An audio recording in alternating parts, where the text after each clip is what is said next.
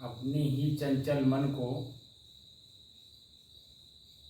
अपने ही बस में करने की दृष्टि से साधना करते करते आज 677 दिन हो गए। तारीख 14 सितंबर सन 2023, दिन बृहस्पतिवार, सायंकाल का समय।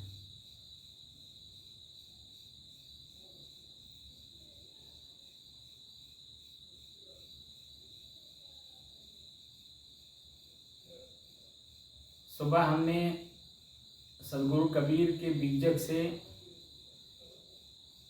कहरा प्रकरण प्रारंभ किया था। उसमें 2 लाइनें मैं आप लोगों को जो हमारी मानसिक स्थिति होती है उसके बारे में मैं बता चुका हूँ। पहली लाइन है, सहज ध्यान रहो, सहज ध्यान रहो, गुरु के वचन समाई हो। गुरु पर अटूट विश्वास करके जो शिष्य उनकी वाणी तो वाणी ही है, मानी शब्द तो शब्द ही हैं, उनके इशारे को भी अगर वो समझ जाता है शिष्य तो बात बनती है।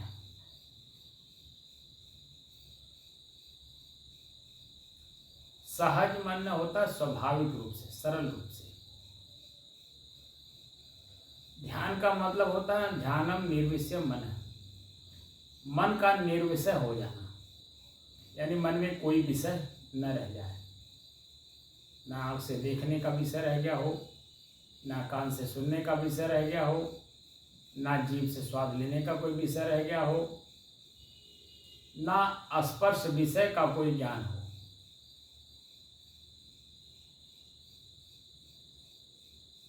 पांच ज्ञानेंद्रियां, 5 उनके विषय, पंच प्रकृति से अपने आप को ऊपर उठा लेना, ये ध्यान है। गुरु के वचन समाई, सहज ध्यान रहो, सहज ध्यान रहो, गुरु के वचन समाई। एक लाइन ये। दूसरी लाइन हमने कहा था कि मेली सृष्टि चराचित राखहु रहो दृष्ट लौलाई।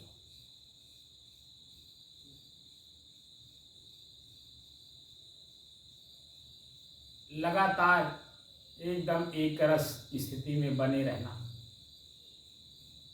ऐसी अपनी साधना बनाइए कि आपकी जो एकरस स्थिति है उसी को लौ कहते हैं।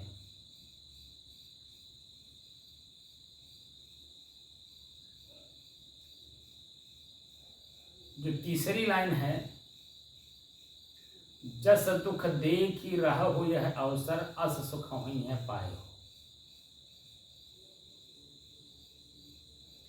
अभी हम लोग जब से बैठे हैं साधना करने की दृष्टि से, 5 बजे मैं बैठ जाऊं और अभी जो समय हो रहा है वो 6:46 हो रहा है, यानी 1.25 घंटे से मैं लगातार बैठा हूं और बिजली नहीं है, बंद कमरे में है, हाल में है, गर्मी से पूरा शरीर एकदम व्यस्त है, अस्त व्यस्त है। आप सहज भी देख रहे होंगे कि मेरे चेहरे पे पसीना आपको स्पष्ट दिखाई दे रहा होगा। जस दुख देख ही रहा हो यह अवसर, जो ये जो दिखाई दे रहा है दुख, इसी दुख को कह रहे हैं कि जो तुम्हारी इंद्रियां, जो तुम्हारा शरीर, उनके विषय वर्तमान समय में उन्हें अपने बस में करने में जो कठिनाई आपको दिखाई दे रही है, परेशानी महसूस हो रही है, दुख और पीड़ा महसूस हो रहा अंदर से, अस सुख हुई है पाए हो। ये सारी स्थितियां अपने आप में शांत हो जाएंगी।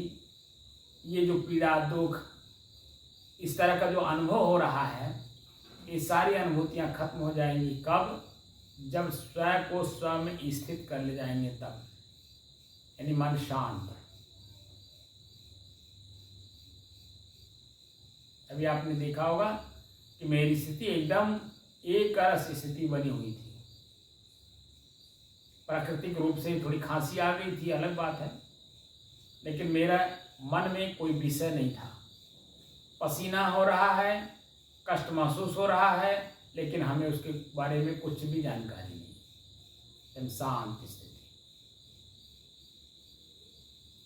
अस सुख हुई है पाए हो, जो खुटकार बेग नहीं लागे, हृदय निवारहु कोहु। कोहु क्रोध को कहते हैं। अपने ही कर्म को अपने ही द्वारा जब तक स्वयं उसे देखकर, जानकर और समझकर प्रयोग करने की कला नहीं आ जाएगी, तब तक ये जो क्रोध है वो हमारे ऊपर हावी रहेगा। यहाँ क्रोध से तात्पर्य बुराइयों से है। काम, क्रोध, लोभ, मोह, राग, द्वेष, ईर्ष्या, जलन, प्रसन्नताप, निंदा, चुगली, अनेकों बुराइयां हमारे अंदर भरी पड़ी हैं। और वह स्पष्ट दिखती हैं जब आपका मन एकदम अपने अधीन होता है तब, क्योंकि सारी क्रियाएं मन के द्वारा ही मस्तिष्क में उभरती हैं, मुंह के रास्ते और कर्मों के द्वारा वह प्रयोग में आते हैं। मन में कोई चीज उत्पन्न ही ना हो तो हम हमेशा शांत रहते हैं,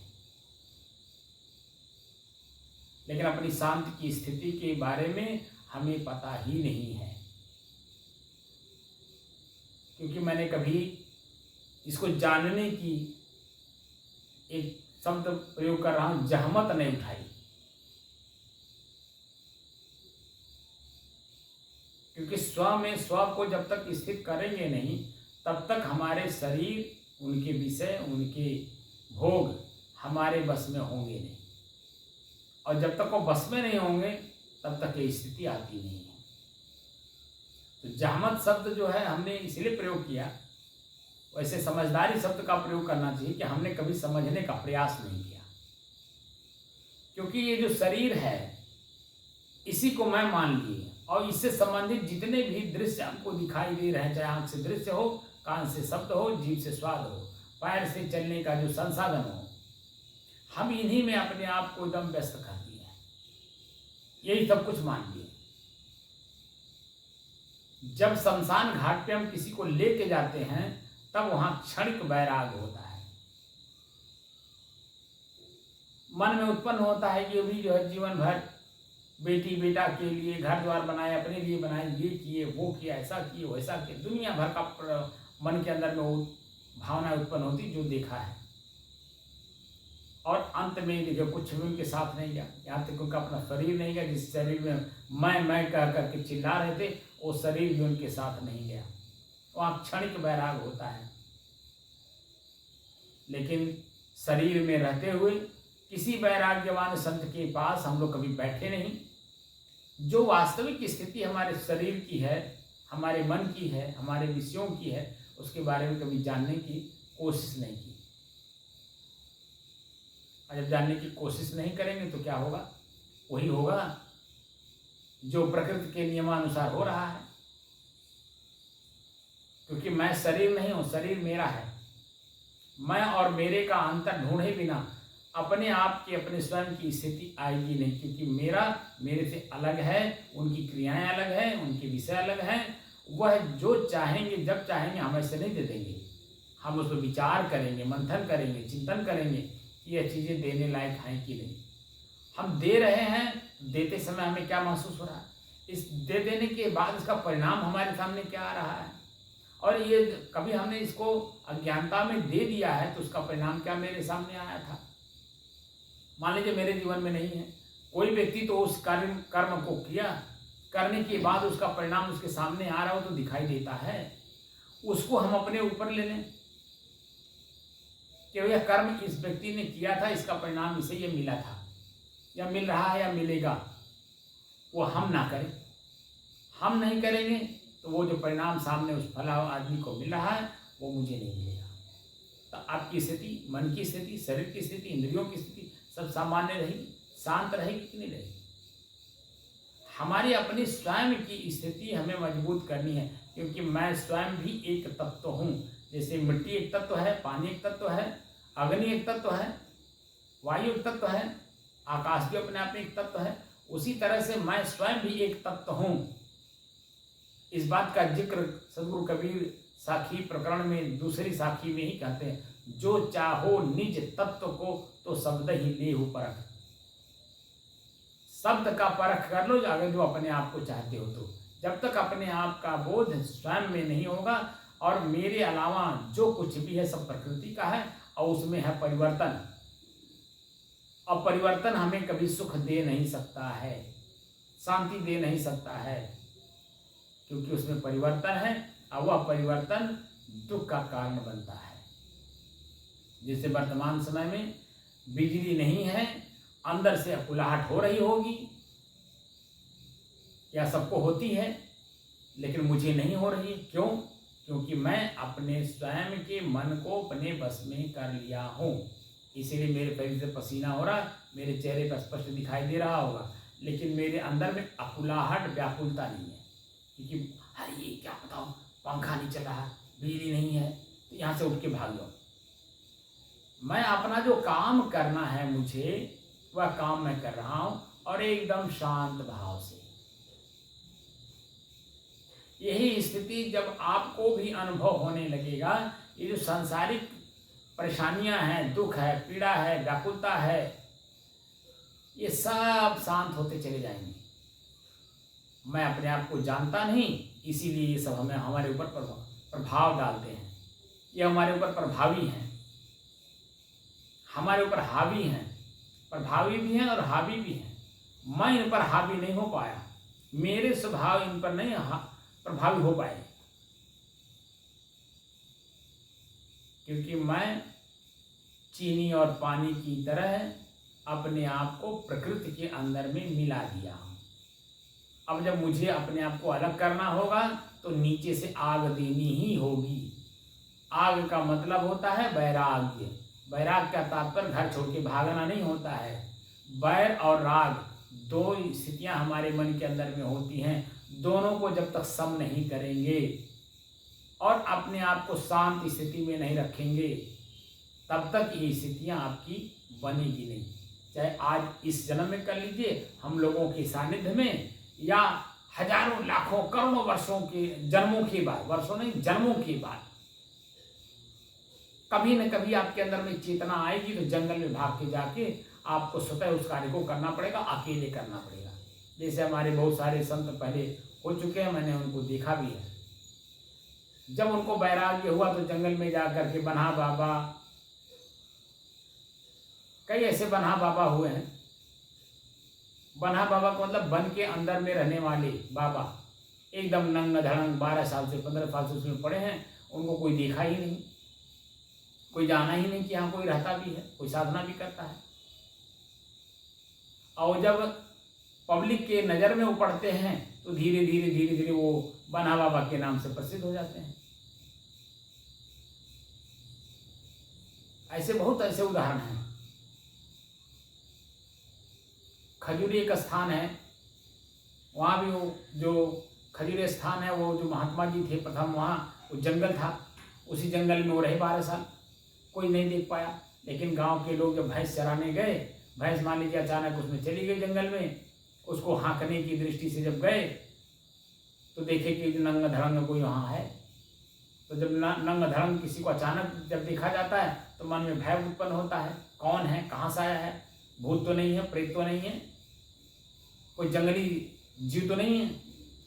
लेकिन जब वो बाहर निकलता है, चिल्लाता है, 10 लोगों को बताता है, तो 10 लोग मिल करके जब वहाँ जाते हैं तो वार्तालाप होती है, तो पता चलता है कि नहीं कोई संत है। ये स्थितियाँ आपकी आएगी, और जो कि सहज में आपके पास उपलब्ध है संतों के सानिध्य में। आप बैठ करके खाली विचार विमर्श करते रहिए, जो संसाधन बताएं उन संसाधनों का प्रयोग सामान्य रूप से सुबह शाम दोपहर जब भी समय मिले उसका प्रयोग करते रहिए। जैसे भोजन आप बार बार लेते हैं शरीर निर्वाह के लिए, जैसे श्वास बार बार खींचते हैं जीवन को बचाने के लिए, जैसे बार बार पानी पीते हैं आप अपनी तृखा को मिटा करके जीवन को सुचारू रूप से चलाने के लिए, उसी तरह से जो संसाधन बताए जाएं उन संसाधनों का भी अपने तक पहुंचने के लिए आप बार बार उसका उपयोग करिए, पानी की तरह, भोजन की तरह, श्वास की तरह। तो देखिए, इसी शरीर में रहते रहते सामान्य रूप से आप अपने का परिचय प्राप्त कर लेंगे। जो मैं हूँ, मैं अलग हूँ, एकदम शांत स्वरूप हूँ, मेरा शरीर मेरे से अलग है, मेरा मतलब मेरे से अलग है ही। तो शरीर अलग जब है तो शरीर के जो पार्ट्स हैं वो भी तो अलग अलग हैं। इनका जब हम व्यवहार में प्रयोग करने का कला सीख जाएंगे तो आँख से देखेंगे, कितना देखेंगे, जितनी हमारी जरूरत है, कान से सुनेंगे उतनी सुनेंगे जितनी हमारी जरूरत है, हमारी शांति भंग नहीं होगी। पैर से चलना है, कहाँ जाना है ये हमें पता रहेगा। हाथ का प्रयोग कहाँ करना है, किस रूप में करना है, कितना करना है, किस लिए करना है, क्यों करना है, ये बात का ज्ञान होगा। ऐसे अचानक नहीं कुछ कर लेंगे, जानकर, देखकर और समझकर करेंगे। तो ये सारे शरीर और इनकी पार्ट्स एकदम सुदृढ़ मजबूत अपने जगह पर रहेंगे और आप स्वयं अपने आप में शांति से रहेंगे। क्योंकि ये शरीर आपका है, तो शरीर के अंदर में जो पार्ट्स है आपके परिवार हैं, ये सदस्य हैं। शरीर परिवार है और ये आँख, नाक, कान, हाथ, पैर, ये सब आपके सदस्य हैं। किन सदस्यों की जरूरत किस समय में है ये आपको जानकारी होगी, उसका प्रयोग कर लेंगे। प्रयोग करेंगे, आप स्वयं शांत रहेंगे, वो हमारा काम भी हो जाएगा, इसकी सार्थकता भी हो जाएगी। मानव जीवन का जो सार्थकता है वो प्राप्त हो जाएगी, क्योंकि हम 24 घंटा वर्तमान में रहेंगे। अंग्रेजी में कहते हैं प्रेजेंट ऑफ माइंड्स। हमारा मन हमारे साथ 24 घंटा जब रहेगा तो किस समय में किसकी जरूरत है, क्या प्रयोग करना है, ये हम कर लेंगे। अब बहुत से सारे सूक्ष्म जीव ऐसे हैं जो वर्तमान में अपने इस स्थिति में रहते हैं लेकिन उन्हें पता नहीं है। बहुत ऐसे सूक्ष्म जीव हैं वर्तमान में ही हैं, वो गृहस्थ परंपरा में हैं, परिवार में, समाज में रह रहे हैं, उसका प्रयोग कर रहे हैं, लेकिन उस शक्ति के बारे में उन्हें नहीं पता कि हमारी अपनी कमाई है। क्योंकि इस शरीर के पहले भी मैं था और इस शरीर के बाद भी मैं रहूँगा। ये दोनों बातें उनको ज्ञान नहीं है, लेकिन वर्तमान में प्रयोग कर रहे हैं। जो बड़ी बड़ी समस्याएं समाज में आती हैं, इन समस्याओं का समाधान कौन करता है? वही करता है जो वर्तमान में अपने आप में शांत रहता है और उस वर्तमान परिस्थिति को अपने मन से पढ़ता है कि किस कारण से ये व्यवधान आया है समाज में और कौन सा ऐसा इसमें संसाधनों का प्रयोग किया जाए, ज्ञान का प्रयोग किया जाए कि ये जो समस्या है ये समाधान हो जाए और सभी लोग अपने अपने जगह पर अपने अपने काम में लग जाए और पूरा समाज शांत वातावरण में आ जाए, अन्य काम बाधित ना हो। ये वर्तमान में हर व्यक्ति कर रहा है, कहीं न कहीं कुछ न कुछ कर रहा है, थोड़ा कर रहा है चाहे ज्यादा कर रहा है, लेकिन उसे नहीं मालूम कि मैं क्या कर रहा हूं। और उसी का परिणाम जब सामने आता है तो माथे पर हाथ धर करके चिल्लाता है, तब किसी दूसरे को दोष देता है, भगवान को दोष देता है, ईश्वर को दोष देता है, अल्लाह को दोष देता है, गॉड को दोष देता है। लेकिन जब काम बन जाता है, मैं प्रसन्न होता तो कहता मैंने किया। और जब वही बिगड़ जाता है तो भगवान को दोष देता है, क्योंकि उसने शक्ति का प्रयोग नहीं किया, आंख से देखा नहीं। आंख मतलब ज्ञान से उससे जाना नहीं कि किस कारण से ये व्यवधान आया है और उस कारण का निवारण कर दीजिए। तो जो कारण से कार्य जो हो रहा है वो कार्य अपने आप स्वतः के अंदर नष्ट हो जाएगा और आप स्वतः शांत रहेंगे, कारण का निवारण होगा, आप अपनी जगह पर और कार्य अपनी जगह पे होगा।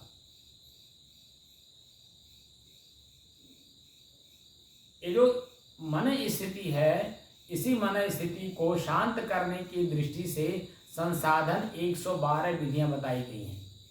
कोई त्राटक मुद्रा कराता है, कोई ज्योति दिखाता है, कोई बिंदु दिखाता है, कोई अनाथनाद सुनाता है, कोई कुछ भी करता हो, 112 विधियां हैं। यह सिर्फ मन की एकाग्रता के लिए है। हमारा जो चंचल मन है पहले वो एकाग्र हो। एकाग्र का मतलब होता है किसी एक काम को लगातार करने में महारत हासिल कर लिया हो,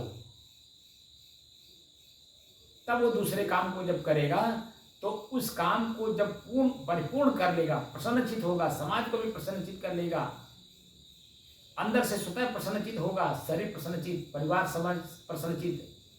जब सब कुछ प्रसन्नचित होगा और उस काम को करने की जरूरत नहीं होगी, तब दूसरा काम उठाएगा। भगवान कृष्ण गीता में इसीलिए इस बात को कहते हैं कि जो चैतन्य जीव है, यानी अपनी चेतना में आ गया है, देखकर जानकर समझकर करने की क्षमता जिसके अंदर में आ गई है, वह तो किसी काम को जल्दी छेड़ता नहीं है व्यवहारिक रूप से, लेकिन जब छेड़ेगा तो वह तब तक उसे नहीं छोड़ेगा जब तक उसके अपने अनुकूल हो ना जाए। अनुकूलता का मतलब होता है मन प्रसन्नचित ना हो जाए, वो जो चाह रहा है वो जब तक उसके सामने दिखाई ना दे। अब ऐसी स्थितियां आप देख लीजिए, कितने कितने लोग हैं, किसान हैं, किसानी में अपने व्यस्त है, जब तक उसे अपनी फसल अपने स्वयं के अनुकूल नहीं प्राप्त कर लेता है तब तक देखिए किसानी नहीं छोड़ता है। वो किसानी खेत में काम करना बंद नहीं करता है। वकील हैं, वकालत में जब तक अपने अनुसार किसी मुवक्किल का किसी भी तरह की परेशानी हो, अपने जज को मोटिवेट करके अपने अनुसार निर्णय नहीं करा लेते तब तक वो चलते रहते हैं। तब तक वह उसमें कुछ जो कमियां रहती है पूरा करते हैं, और कमियों को पूरा करके और फिर जज को अपने आप में मोटिवेट करते हैं, बुद्धि से, विवेक से, अपने शब्दों से, शब्द की चालाकी चतुराई से उन्हें मोटिवेट करते हैं और अपने अनुसार निर्णय करा लेते हैं। तो स्वयं प्रसन्न होते हैं, मुवक्किल प्रसन्न होता है, पूरा समाज प्रसन्नचित होता है। डॉक्टर है, किसी मरीज का मर्ज तब तक वो नहीं छोड़ता है डॉक्टर मर्ज को जब तक उसके मर्ज को वह पूरा ठीक नहीं कर लेता है। तरह तरह के उपाय अपने भीतर से जो भी उसके ज्ञान है उसका प्रयोग करता है, और अंत में जब मरीज का मर्ज ठीक हो जाता है और स्वयं अपने आप में प्रसन्नचित होता है, वह डॉक्टर भी प्रसन्नचित, मरीज भी प्रसन्नचित, मरीज के परिवार के लोग भी प्रसन्नचित और पूरा समाज प्रसन्नचित। और वही डॉक्टर फिर दूसरे मरीज को भी उसी तरह से प्रसन्नचित आनंदित करने में कामयाब हो जाता है। ऐसे हमारे वैज्ञानिक लोग हैं, वह भी इसी शक्ति में हैं।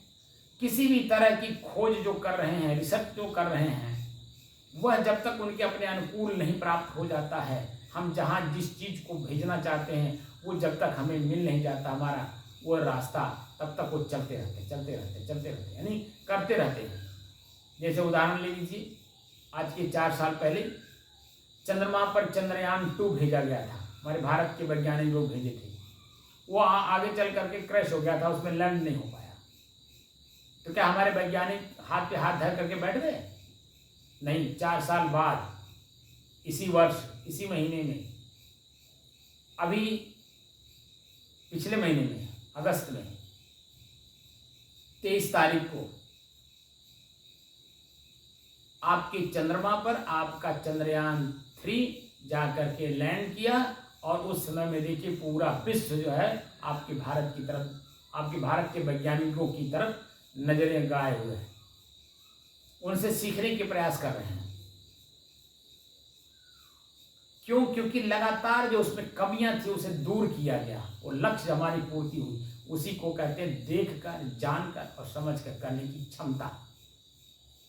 वो किसी भी क्षेत्र में, हम संत हैं, हमें अपने स्वयं के पास हमें जाना है।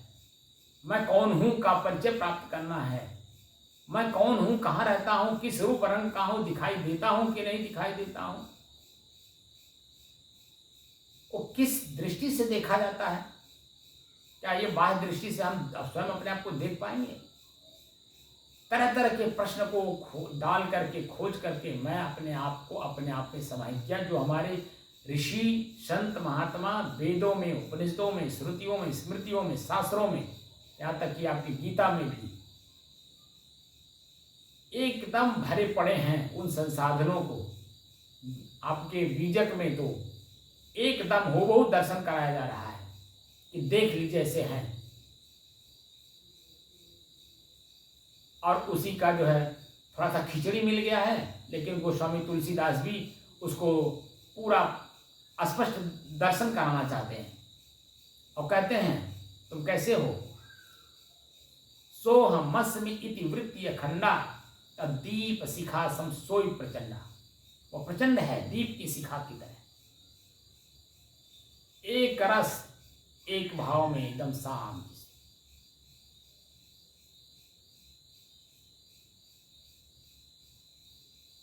मैं स्वतः शांत स्वरूप हूँ और अपने शांति को बाहर खोजना ये हमारा दोष है। हम स्वतः अपने आप में अपनी शांति खोजें, ये हमारे लिए महत्वपूर्ण है। भीतर खोजें, अपने शरीर के भीतर खोजें, अपने बाह्य इंद्रियों के उनके विषय के भोग को एकदम बंद करने की कोशिश करें। जैसे जैसे आपके शरीर की इंद्रियां शिथिल होंगी, वैसे वैसे अंदर की जो शक्ति है वो जागृत होगी और स्वतः इसमें शांत स्वरूप हूं, ये आपको अनुभव होगा। ये अनुभव का विषय है, महसूस करना। वेदना संवेदना के आधार पर हमारे शरीर में इसमें क्या वेदना हो रही है, पसीना हो रहा है, पंखा नहीं चल रहा है, कमरा बंद है, संयोग से इसी में मच्छर मारने वाली जो अगरबत्ती होती है उसका धुआं भी इसी में गूंज रहा है, तो नाक को उसका धुआं परेशान किया है और गर्मी हमारे शरीर को परेशान किया है, लेकिन मन में नहीं है कुछ, इसीलिए मैं शांत हूं,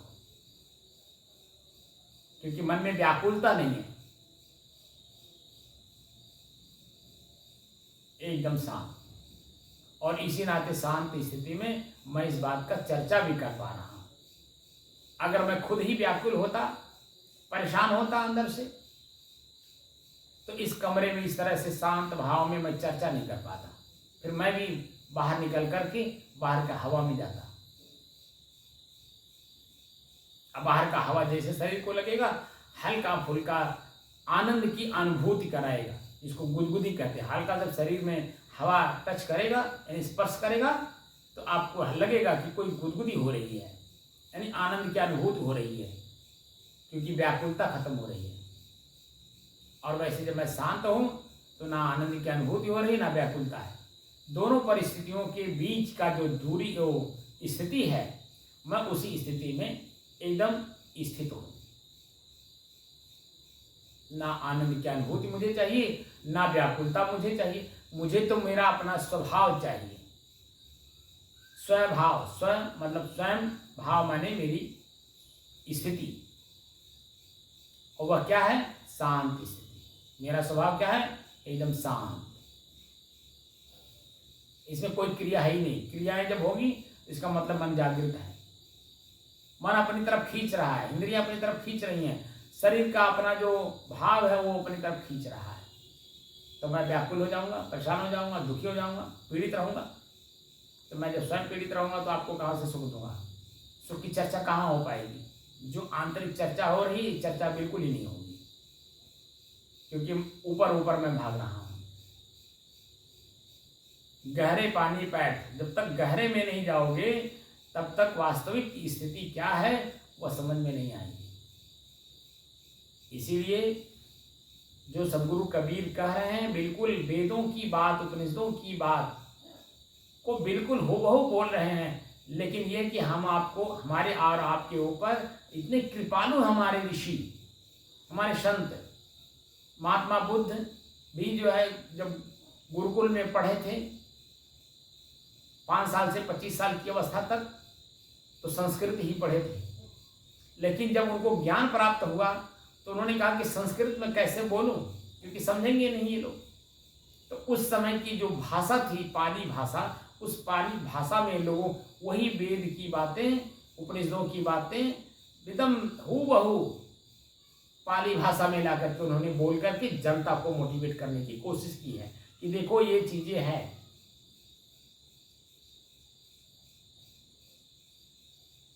पंचशील एक शब्द आता है, उदाहरण ले लीजिए। पंचशील,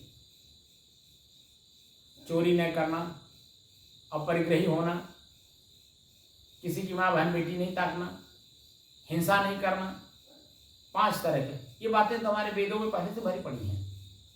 लेकिन उस समय की भाषा में जनता को समझाने की दृष्टि से, उस लेवल पे ले जाने की दृष्टि से उनके दिमाग में बातें डाली गई ताकि उनके समझ में आए। पाली भाषा 2000 साल बाद हिंदी आ गई, अवधी भाषा। अयोध्या, इलाहाबाद, बनारस और गोरखपुर, ये चारों शहरों के बीच की जो एरिया है इसको अवध कहा जाता है, अवध क्षेत्र। इसी क्षेत्र में रह करके सदगुरु कबीर इन्हीं जनता के बीच में हम लोगों को वही बातें कह गए जो वेदों में है, महात्मा बुद्ध ने कहा, जो उपनिषदों में भरा पड़ा है, श्रुतियों स्मृतियों में भरा पड़ा है, शास्त्रों में भरा पड़ा है। और उसी शब्द को हम लोगों के अपनी भाषा में ला करके हमें समझाने की कोशिश की है। और वही चीज मैं अब उनके भाषा को वर्तमान की भाषा में आप लोगों के दिमाग में मैं वो चीजें डालना चाहता हूं जो सहज भाव से आप समझ रहे हो। मैं वाटर कहूं आपका दिमाग नहीं पकड़ेगा, लेकिन पानी कहूं तो तुरंत बात आपकी पकड़ लेगी, आपका मस्तिष्क तुरंत पकड़ लेगा कि ये प्यासे हैं, पानी मांग रहे हैं। क्योंकि आप लोग पानी समझते हैं लेकिन वाटर नहीं समझते। इसलिए मुझे वाटर कहने के बजाय मैं आपको अपनी भाषा में कह रहा हूं पानी।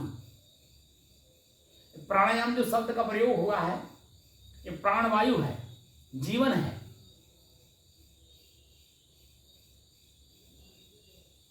अपनी प्राणवायु को अपने से अलग होकर के देखने का अभ्यास प्राणायाम कहा जाता है।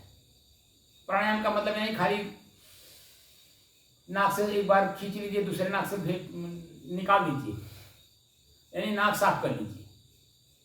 खाली उसे देखिए, उसका देखने का तरीका है, उसको देखने के लिए अलग से इसकी सिस्टम बनाई गई है। अपने श्वास को अपने से अलग होकर के देखो, दृष्टा और साक्षी भाव में मेरा श्वास कैसे चल रहा है, श्वास में मुझे क्या मिल रहा है, तनाव, दबाव, खिंचाव क्या मिल रहा है, तो उसको अलग होकर के देखो। और जैसे उसे देखना प्रारंभ करोगे अपने आप वो शांत हो जाएगा।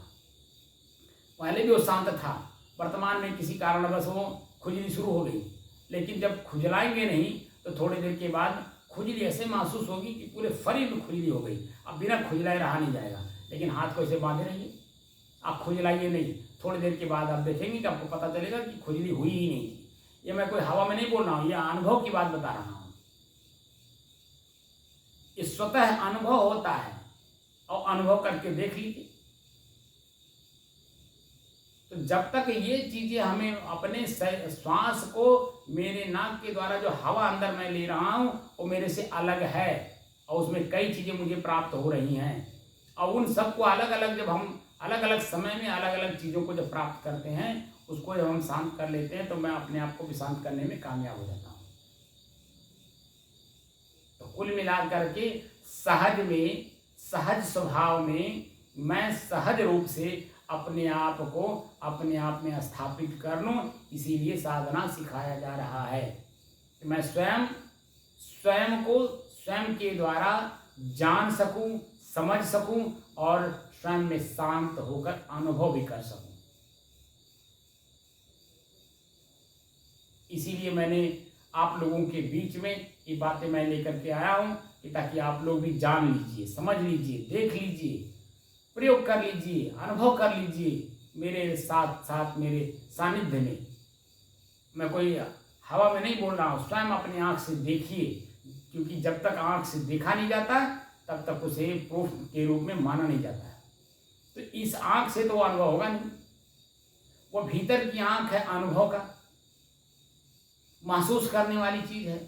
वेदना और संवेदना के आधार पर मेरे शरीर में वेदना माने कष्ट हो रहा है, या संवेदना मतलब सुख का अनुभव हो रहा है, आनंद का अनुभव हो रहा है, ये स्वयं अनुभव करेंगे अंदर से, क्योंकि बाहर की इंद्रियां बंद होती हैं। दसहों द्वारे तारी लावे, तब दयाल के दर्शन पावे,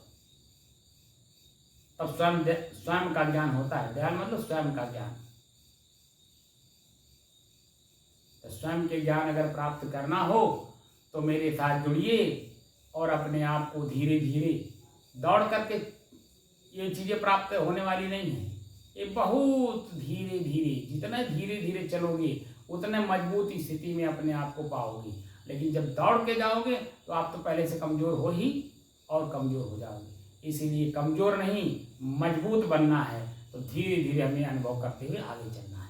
और एक एक, सदगुरु कबीर ने कहा कि एक एक निर्वारी जो निर्वारी जाए, दो मुख का बोलना घना तमाचा खाए। इसीलिए 677 दिन पहले जब मैंने शुरू कराया था, तब से लेके आज तक मैं एक ही बात कहता हूँ, अपने श्वास को अपने से अलग होकर के देखने का अभ्यास करिए। जब तक श्वास अलग महसूस नहीं होगा तब तक मैं और मेरे का अंतर नहीं समझ में आएगा।